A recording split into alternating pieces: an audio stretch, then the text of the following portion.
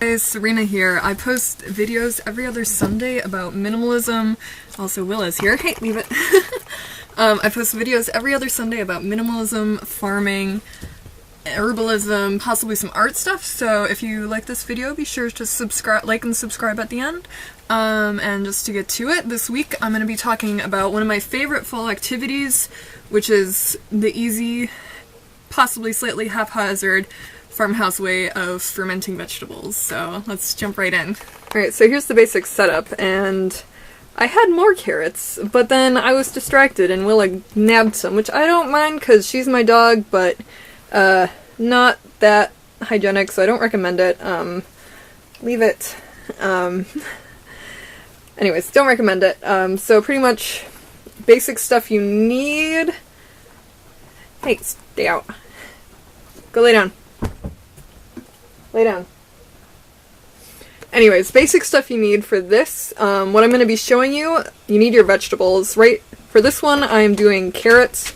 There's like mixed white, orange, and purple carrots from a local farm that I've just quartered and chopped into 2-inch lengths, and a smashed clove of garlic. Go lay down. Go lay down.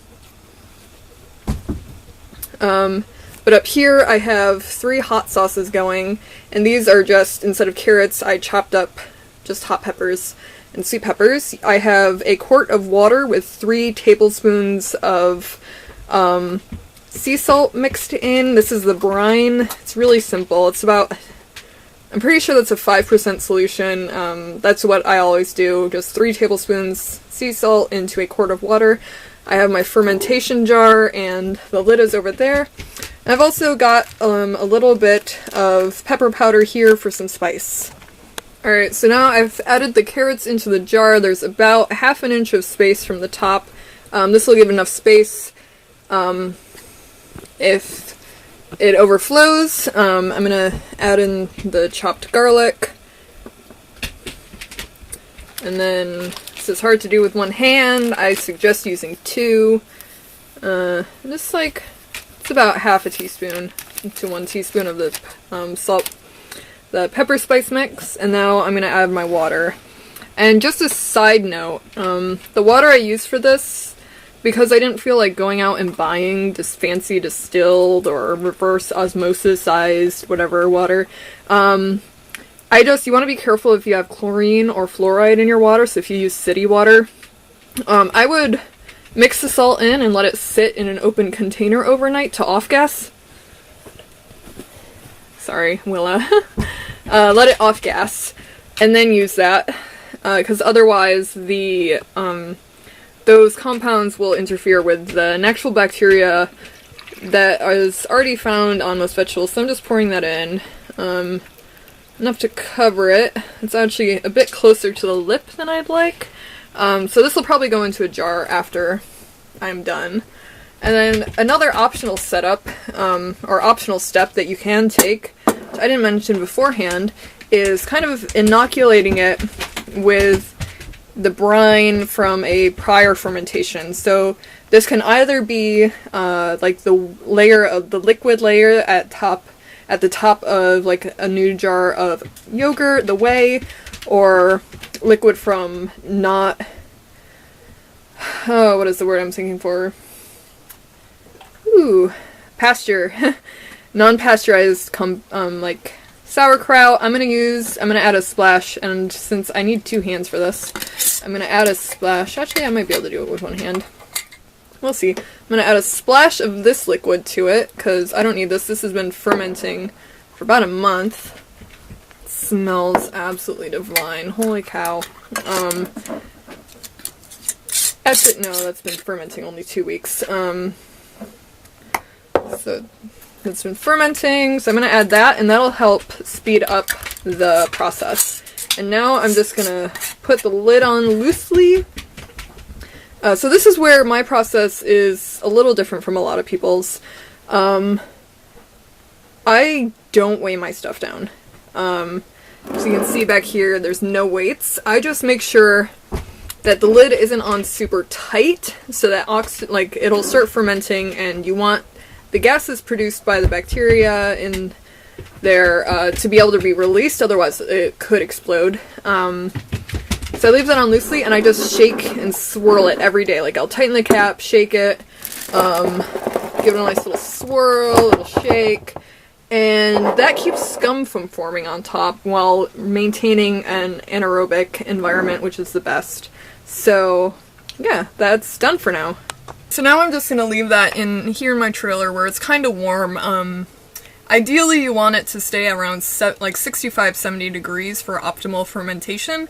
My cabin is a little cooler than that, so it's going to take a bit longer. The vegetables will probably float to the top, and I just swirl it every day. If any mold forms, as long as it's not a weird color like black or pink or red, I'll just scum it off, or skim it off.